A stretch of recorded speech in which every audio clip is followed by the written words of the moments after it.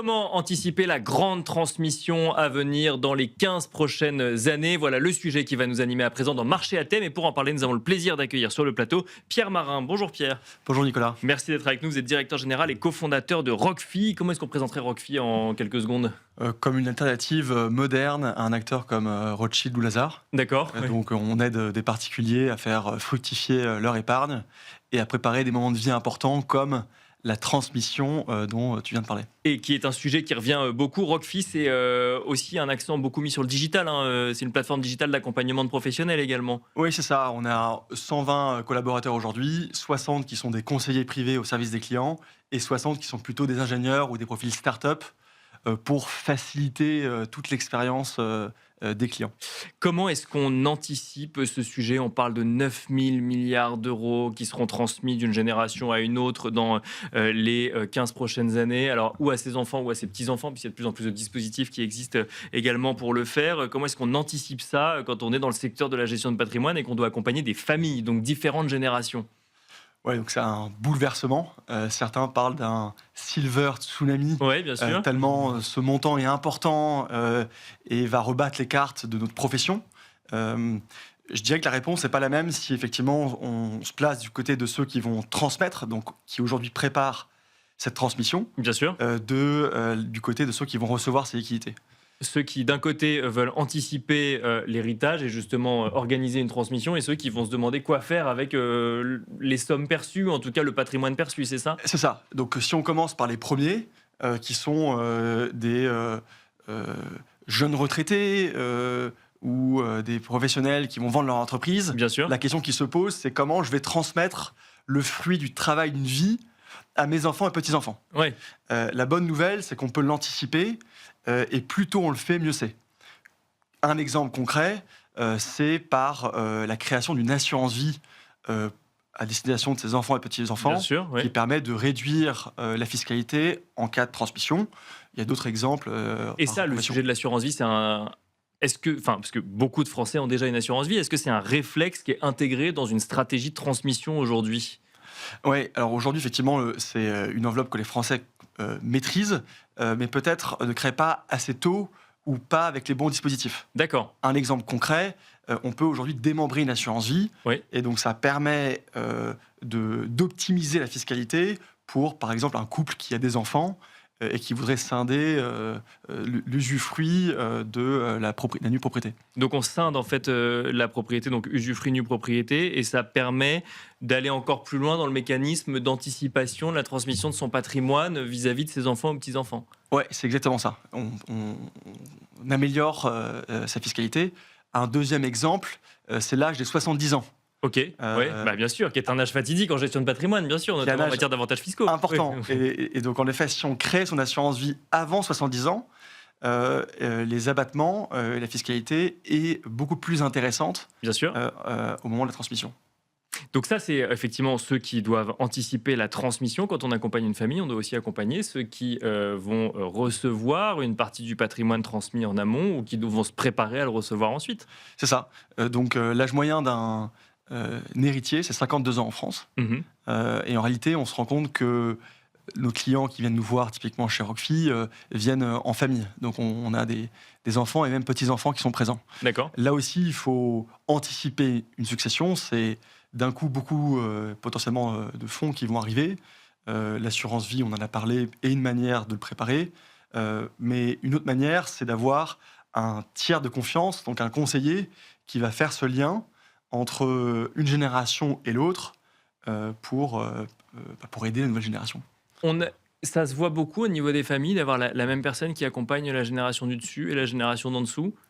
Alors, dans les chiffres, il y a un héritier sur deux qui change de CGP. D'accord. Et ça ok. monte même donc, à... Oui, donc c'est pas tant que ça. Oui, C'est pas tant que ça. Ouais. Et ça monte même à 80% quand tu regardes des familles plus aisées. Ok. Donc en réalité, il y a un rebattement des cartes qui a lieu au moment d'une transmission.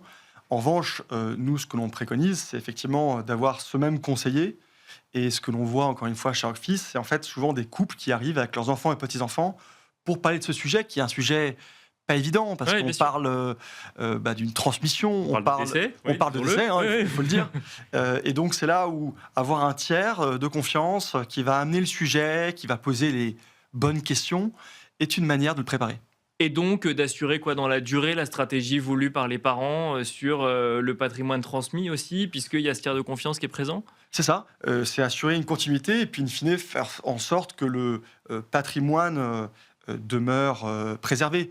Là aussi, pour donner un exemple, on est des champions de l'immobilier en France. Oui, oui, bien sûr. Et il y a quelque chose qui se passe au moment d'une transmission, c'est que l'immobilier n'est pas liquide. Donc il y a beaucoup d'enfants ou d'héritiers qui doivent vendre en urgence un bien immobilier pour payer la succession. Oui, et donc bien c'est sûr. typiquement un sujet qu'on peut anticiper avec, par exemple, aussi un démembrement ou bien en faisant, par exemple, des donations auprès des enfants. Parce que le risque, c'est une succession mal anticipée viendrait à dilapider quelque part ou à devoir vendre en fait une partie des actifs pour payer la succession en tant que telle, c'est ça? C'est exactement ça. Donc ça revient à diviser un patrimoine et puis souvent, quand on vend en précipitation, en urgence, on On vend moins cher? vend moins cher, Ouais, c'est moins bien. Ouais. Et donc ça, c'est intéressant, c'est qu'on voit du coup vraiment les cartes qui sont en train d'être rebattues parce que la nouvelle génération a une attente finalement différente de celle précédente. Je le disais en introduction, 9 000 milliards d'euros qui vont être transmis dans les 15 prochaines années. Comment est-ce qu'on se prépare quand on est professionnel de la gestion de patrimoine? Un peu plus récent sur le marché aussi, donc avec des solutions peut-être un petit peu plus innovantes. Comment est-ce qu'on se prépare pour accompagner les familles? Ouais, donc là effectivement, si on se place désormais d'un point de vue des conseillers en gestion de Oui, patrimoine, bien sûr, des professionnels, oui. c'est extrêmement enthousiasmant ce qui est en train de se passer parce que les cartes sont en train d'être rebattues. Aujourd'hui, 90% du marché, c'est des banques traditionnelles, Oui. assez peu digitalisées, il faut le dire.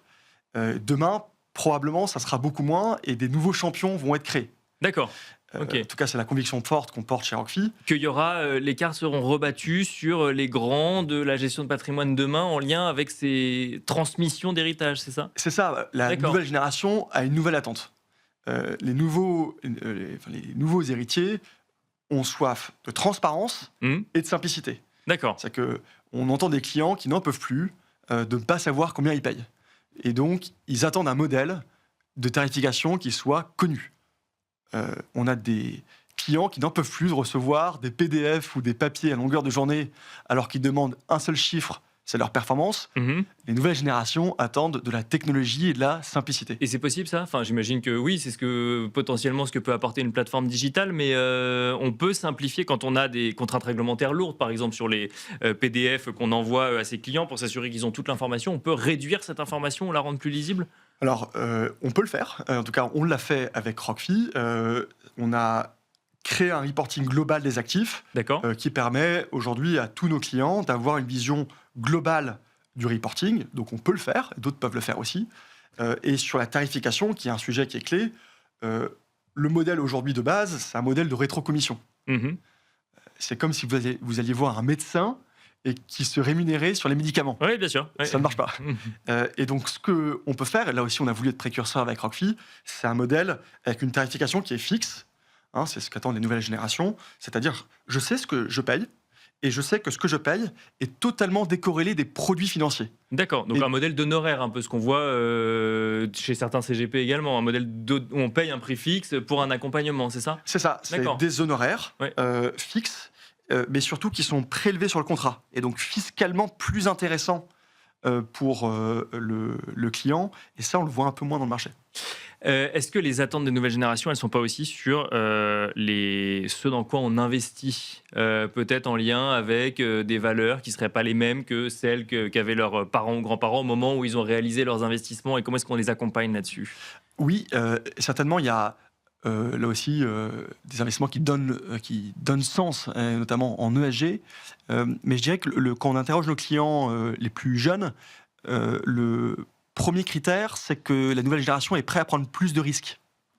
Et donc, on a aujourd'hui plus de demandes des nouvelles générations, par exemple sur des produits non cotés, D'accord. private equity, même certains sur des actifs nouveaux comme les crypto-actifs. D'accord, Toute ouais. petite portion, mais qui commencent à se développer et donc qui nous obligent à penser une offre plus moderne Ouais. et plus différenciante. C'est amusant parce que les cryptoactifs, alors effectivement, j'entends souvent que c'est des petites parts, mais que ça devient presque un prérequis de pouvoir en proposer un petit peu aux plus jeunes générations pour leur montrer qu'on a intégré aussi cette évolution des investissements. C'est ça, Ouais. on doit avoir aujourd'hui des ETF Bitcoin dans son portefeuille. Une banque qui n'a pas ça passe à côté d'un besoin. D'accord. Oui. Ensuite, Faut il y a- pouvoir le proposer à ses clients, tout le monde n'en prendra pas, mais il faut pouvoir le proposer. Il faut pouvoir le D'accord. proposer. Oui. Un deuxième exemple, c'est la notion de club deal. On a des clients qui veulent toucher concrètement ce qu'ils achètent, que ce soit un bien immobilier ou des œuvres d'art. Là, il y a quelques semaines, on a permis à nos clients, par exemple, d'acquérir une portion d'une œuvre de Pierre Soulages. Mhm. Et donc ça, c'est vrai que ça parle. C'est une petite proportion, mais ça parle et c'est pas présent dans toutes les banques. Merci Pierre Marin de nous avoir accompagnés dans la dernière partie de Smart Bourse dans Marché à thème. Je rappelle que vous êtes directeur général et cofondateur de Rockfi. Merci beaucoup. Merci Nicolas. Merci à vous également de nous avoir suivis. Je vous rappelle que vous pouvez retrouver le replay sur bismart.fr, nous écouter en podcast sur toutes les plateformes de podcast. Et je vous donne rendez-vous demain à 17h en direct sur Bismart pour une émission Smart Bourse présentée par Pauline Gratel.